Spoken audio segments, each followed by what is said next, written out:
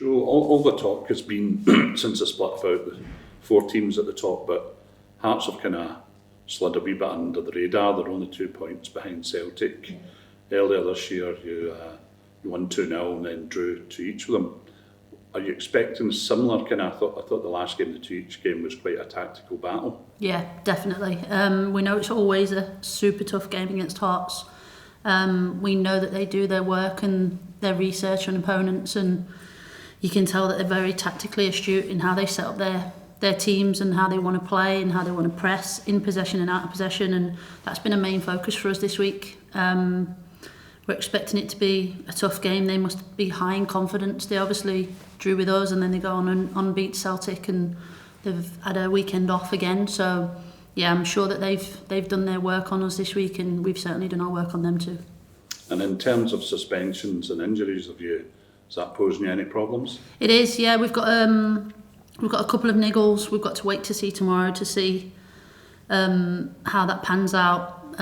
It's literally day by day with a couple of them. But yeah, we've got one hopefully coming back in, but we're still waiting on 2. And in terms of the number of goals that have been scored this year, that's kind of put the focus on the forwards. But you're blessed because you've got quite a number of folk in slightly different positions who can, so you're not dependent on, say, for instance, Katie Wilkinson. That's a good problem to have, but it can be a problem keeping those players. Keeping everyone happy. Yeah, definitely. It's always been a strength of ours. Even last year, we knew that we'd shared the goals out throughout the team really well.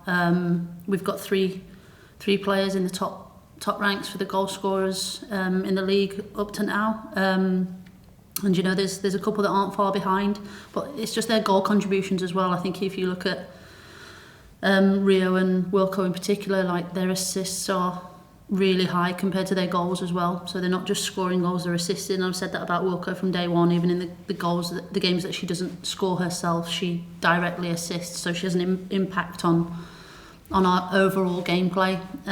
But we've got special players in all areas. I asked my midfielders to chip in and score some more goals as well.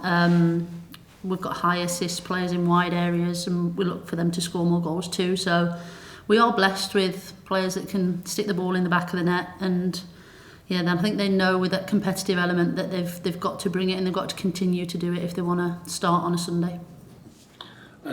Obviously, you've got the game at Ibrox this weekend, which we'll come to in a wee minute, but I was looking at the recently announced televised fixture, so for those of us who are following the women's game, there's a bit of a feast there if you can't make it to the game.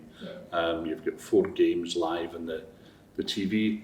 That obviously brings you to a whole different audience. Is that something that, within the club you're actually thinking not just about winning the games but actually promoting the game in Scotland? Absolutely. It's ongoing conversations that we're having behind the scenes, and we're doing all we can. We've got a great group of staff behind the scenes that are really trying to push and really trying to, put us at the forefront and push the way that women's football should be perceived in this country.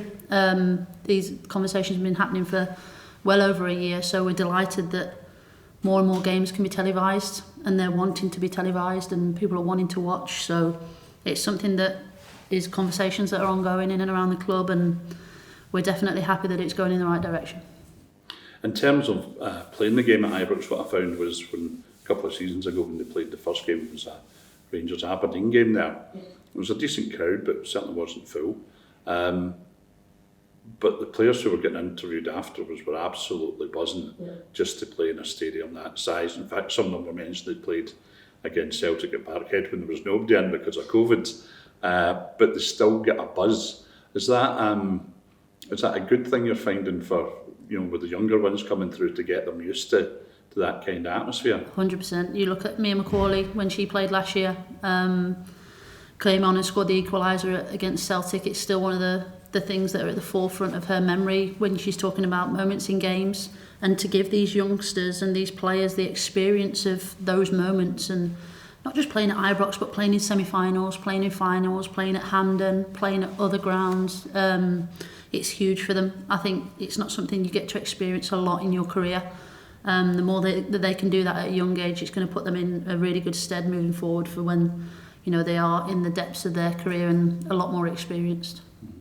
In terms of the cup win last week, was that still running through the dressing room? No, it's petered away now. We made sure we put that to bed pretty early. We did enjoy it.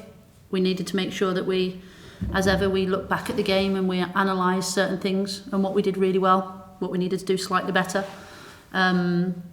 So we did that earlier in the week, and as soon as we stepped back out onto that training pitch, it was full focus on Hearts, because we know that we can't take anything for granted. You can see how much the results are throwing up at different ends, and we don't want to slip up, so we need to make sure we're fully focused on this weekend's game. And lastly, the nature of the way the women's game's developed in Scotland, obviously, you're probably looking to have, there is a good community at the hardcore that they're week in, week out. But for people who are perhaps taking along their kids or their grandkids for the first time, what can they expect? Sell this team. What's so good about this team? Well, do you know what? When you watch the team sales itself, I thought Saturday was a brilliant, kind of showpiece game for people that want to come along and watch. You can see the work rate and the effort that the players put in, and you could see that from both teams. Minute 1 to 90 plus minutes, they give their all, and that's never something that you can look at our team and go, they didn't try their hardest today. And I think that's one of the biggest things, the humility and the honesty about the game. And they play the game because they love it, and you can see that in their faces, you can see that in their performances. So you're going to get some, players that are working really hard, that are doing it for all the right reasons. They're playing it for the love of the game, and hopefully you can see that we're trying to do the right things, and we're trying to win trophies, and we're trying to put on performances so people want to keep coming back and watching. Hi, Joe. Hey, Joe. Just you touched on it there, but last weekend, it was a big occasion. Did you make sure that yourself and the players really enjoyed what it meant to win that trophy? And was that important for you to do that? Yeah, it was super important for us, because we know there was a lot made around, we've won it back to back. We've won it 2 years in a row. We know it's not easy to do that.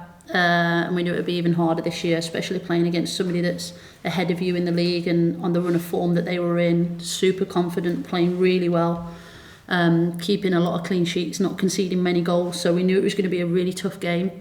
But I thought that the players handled that especially well. They took everything in their stride, and we used the motivation of it being our cup for 2 years running, and we wanted to make sure we repeated that again and did it for 3 years in a row, because we knew it would be something special. So I thought the players handled that pressure particularly well, and that showed in their performance.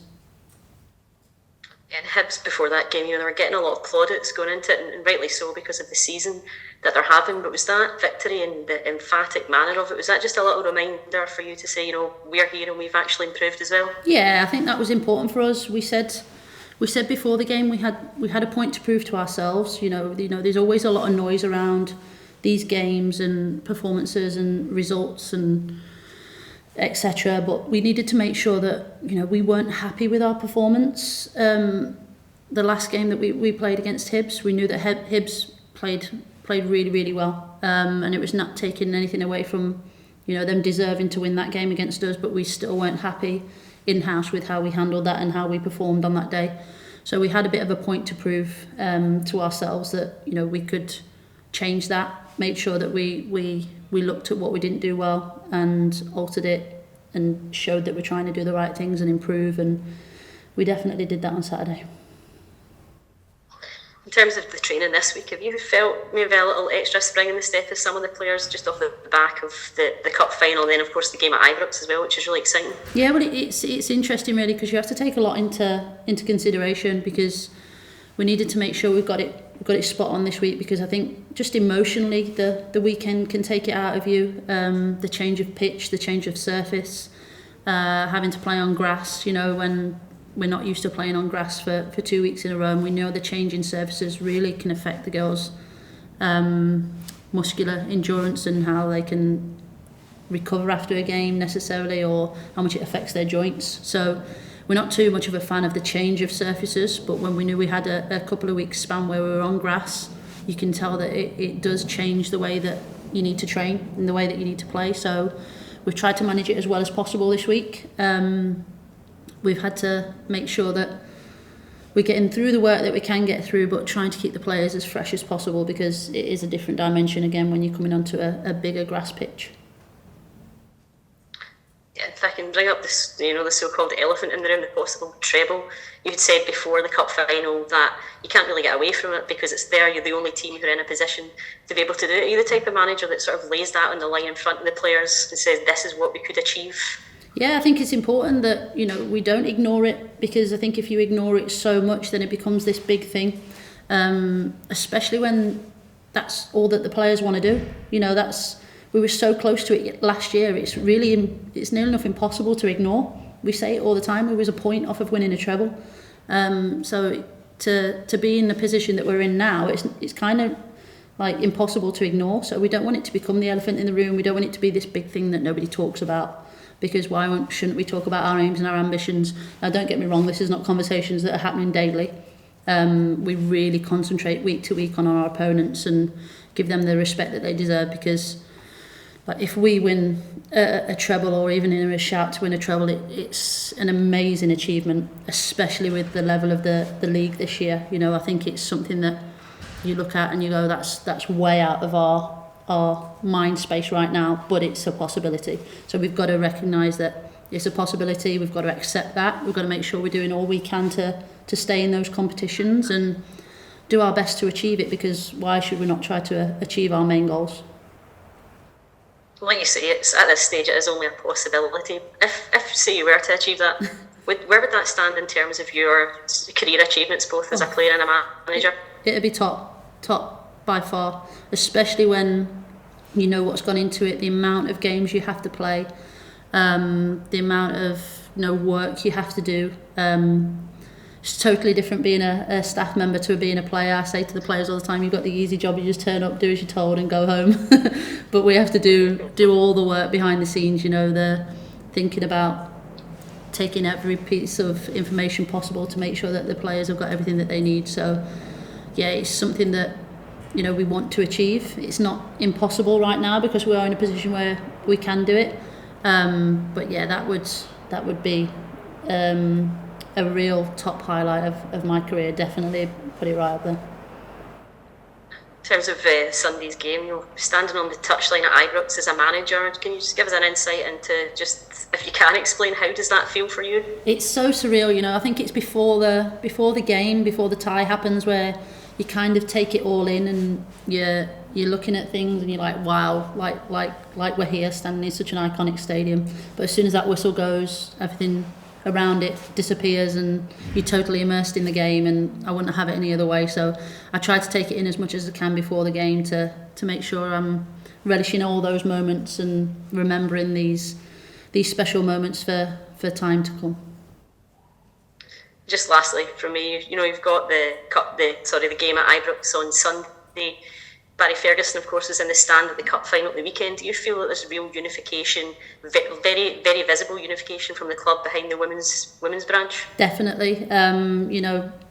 Barry had a long conversation with us. He came into the changing room before the game to wish the players good luck.